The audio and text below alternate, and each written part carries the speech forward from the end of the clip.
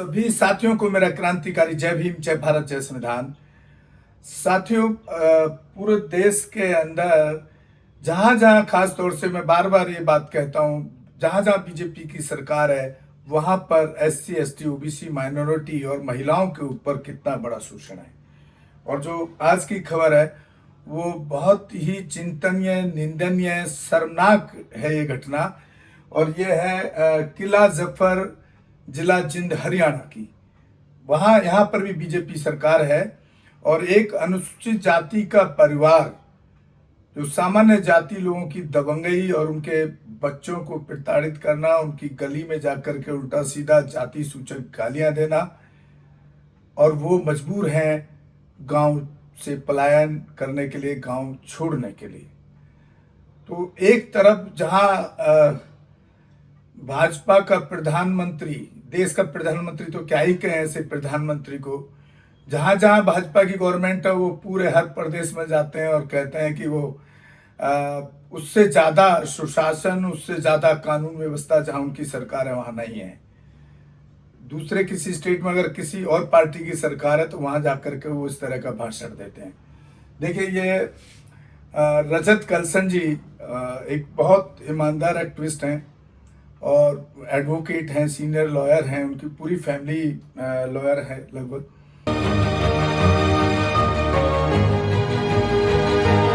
क्या हुआ है? हॉस्पिटल में जाने के बाद भी उन्होंने धमकी दी है। क्या लग रहा है? हॉस्पिटल में आगे थे वो? हाँ, दिख रहे थे। सर पाटा इनका बेड ऐसे था, उनका बेड ऐसे था। मतलब क्या करवाओगे हमारा? मेरी वाइफ था ने बोले तो मरी तो कौन क्यों रहा था? अच्छा, आपकी वाइफ अस्पताल में एडमिट है? कोई थोड़े आदमी नहीं, पूरा मोटा सारा था साथ में। क्यों सोचता हमने तुम्हारा छटुआए, तारीख क्यों छटुआए था हमने? तो अब आपका क्या प्लान आगे, क्या कार्रवाई करोगे आप? देखो, बहुत अब तक मरते आ रहे और कितने मरा? हम तो जिन्हों कहना चाहते थे हम गाँव छोड़ जाएंगे, हमारा सभी चाहिए। अब तो बस अपना गाँव छोड़ देंगे। जो वो कचुंडे बच्चे है ना, जो लोफर बच्चे हैं, उनको कंट्रोल किया जाए। उनके माँ बापा ना कंट्रोल होता तो हमारे हवाले करो या पुलिस के हवाले करो। उनका कड़ी कड़ी सजा मिलनी चाहिए। उनकी सारे जमींदार एक से नहीं है जो हमारा बच्चे छोड़ रखे।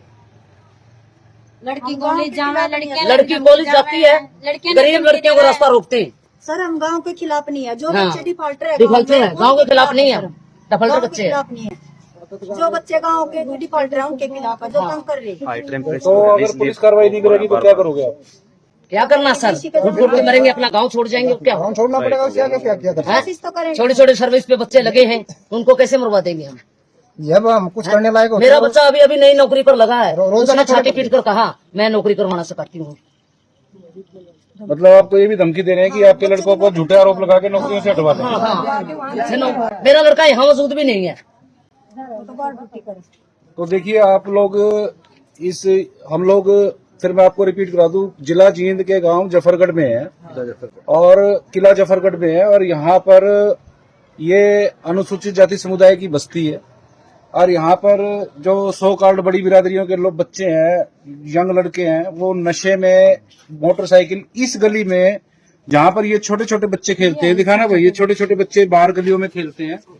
ये कोठियों में तो रहते नहीं है जहाँ पर बच्चों के खेलने का स्पेस होगा, छोटे छोटे मकानों में रह रहे हैं। और यहाँ पे 80-90 की स्पीड पे बाइक तेज चलाते हैं, और जब उनको रोकने की कोशिश की जाती है तो वो जाति सूचक गालियां और मारने की धमकियां देते हैं। अब जो परसों झगड़ा हुआ है वो इसी बात पे हुआ है।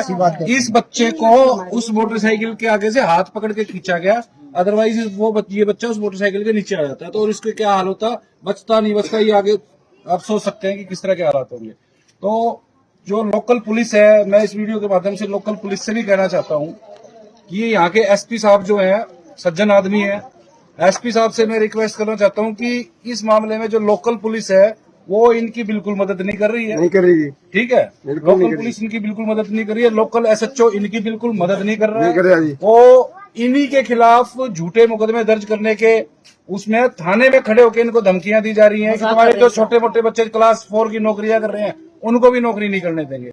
ठीक है, और मुझे नहीं पता कि आने वाले टाइम में क्या होगा, लेकिन इन लोगों के ऊपर जब हॉस्पिटल में प्रेशर बनाया जा सकता है, धमकियां दी जा सकती है, घर में घुस घुस कर ईंटें बरसाई जा सकती हैं।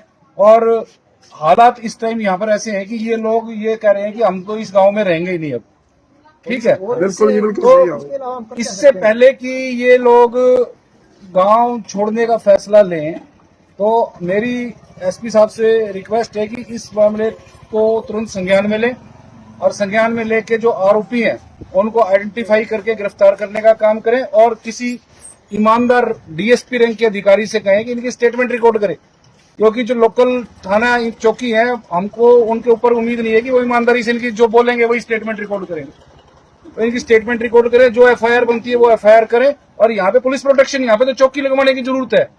यहाँ तो पुलिस चौकी लगना बहुत जरूरी है, नहीं तो नहीं चौकी लगवा दो, कैमरे लगवा दो, कैमरे लगवा दो, सीसीटीवी कैमरे लगवाओ, कुछ भी लगवाओ, क्योंकि गांव का सरपंच हो गया और या जितनी भी यहाँ पे पंचायत है, खाप है, फलाना है, ढिमका जो भी है, वो सारे के सारे इन लोगों के खिलाफ है। और अगर 24 घंटे के अंदर पुलिस कार्रवाई नहीं करती है तो फिर क्या आप करने वाले हो? अभी क्या करने वाले हैं सर? हमको तो मार देंगे, धमकी दे रखी है। उठाने पड़ेंगे जी। आज का लोग कल बोले तुम कटे जाओगे।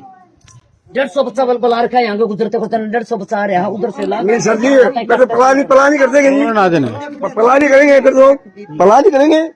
पहले भी करे प्लान तो सर, पहले भी प्लान करो। तो देखिए हालात इतने बदतर हो चुके हैं कि ये लोग ये कह रहे हैं कि अगर हमको न्याय नहीं मिला, हम तो वाकई में अपना गांव छोड़ रहे हैं। बस जैसे मेरा बेटा जाएगा, मैंने बोल दिया कल, मैं बेटा तू दिल्ली रहा कर, तेरे को कभी मार देंगे, मेरा सारा छीन लेंगे। जो दिल्ली में 10-20 हजार रुपया नौकरी लग रहा है। तो आपका बेटा तो दिल्ली रह रहा है, बाकी तो यहीं पे रह रहे हैं, उनको भी पत्नी चाहिए। फिर हम क्या करें सर? और इसके अलावा क्या होगा? अब नो बताओ, ये पकड़ कर ना, अरे हम क्या करेंगे? पुलिस सुनवाई नहीं करेगी तो आप अपने जाएंगे सब। तो इन लोगों का कहना है कि अगर तुरंत एफआईआर नहीं हुई, गिरफ्तारी नहीं ऐसे हम सब हुई, चले लोग बिल्कुल ये लोग कह रहे हैं कि हम गाँव छोड़ेंगे। गाय छोड़ेंगे। बिल्कुल छोड़ देंगे। हमने चार बच्चे यहाँ खड़े हो जाते, हमारे चार बच्चे, और ऐसे लड़कियां पानी घूम जाएंगे। और पुलिस को कब तक का टाइम देना चाहते हो आप? तुरंत कार्रवाई हो जाएगी सर, तुरंत कार्रवाई करो सर। सामान ला दिया था अपना।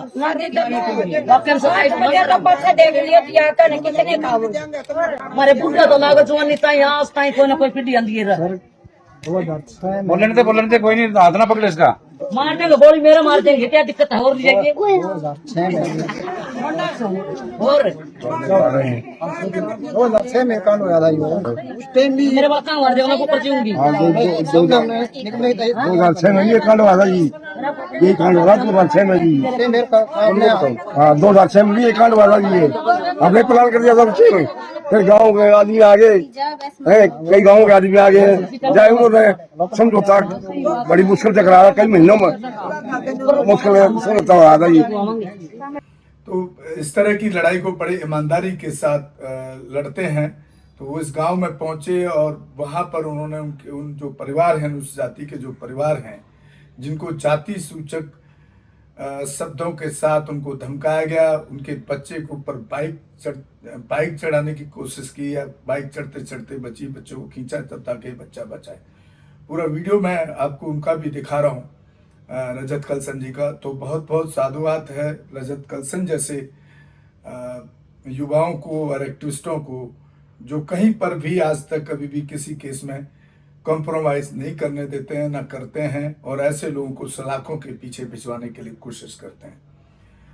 तो सवाल यह है कि भाई हमारे जो लोग हैं वो इस तरह की सरकार को, इनकी सरकारों को रिपीट क्यों कर रहे हैं? सवाल ये भी है। तो आपको समझना होगा कि मुझे जो लगता है भाजपा से ज़्यादा खतरनाक नहीं है, इसीलिए भाजपा को साहब काशीराम जी ने कोबरा कहा और कांग्रेस को सांपनाथ खाना। तो बहुत ही मतलब सोच नहीं सकते हो आप किस तरह की इस तरह के जातिवादी आतंकी बहुजन समाज के लोगों पर हर गांव में, सिटी में किस तरह से प्रताड़ित करते हैं, किस तरह से परेशान करते हैं।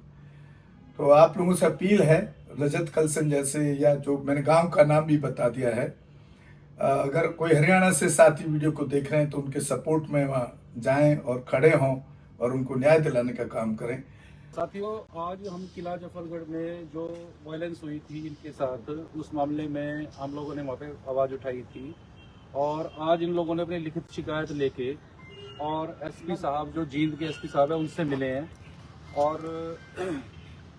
क्योंकि एसपी साहब से इसलिए मिलना पड़ा क्योंकि इन लोगों ने जो पहले शिकायत दी थी उस जांच अधिकारी ने अभी तक इस मामले में ना तो इनका बयान लिया, ना इनकी शिकायत ली, ना ही इनके मेडिकल जो है हॉस्पिटल से कब्जे में ली।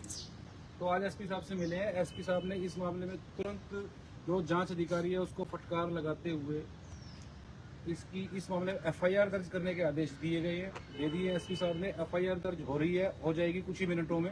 और गांव में जहां पर हमारे समाज के लोगों की बस्ती है वहां पे पुलिस सुरक्षा तैनात करने के आदेश दे दिए गए हैं। और इस मामले में इमीडिएट एक्शन के ऑर्डर एसपी साहब से किए गए हैं। और एसपी साहब से जो मुलाकात हुई है उस मामले में हम सेटिस्फाई है, संतुष्ट हैं। आप लोग ने कुछ बताना हो तो बताओ।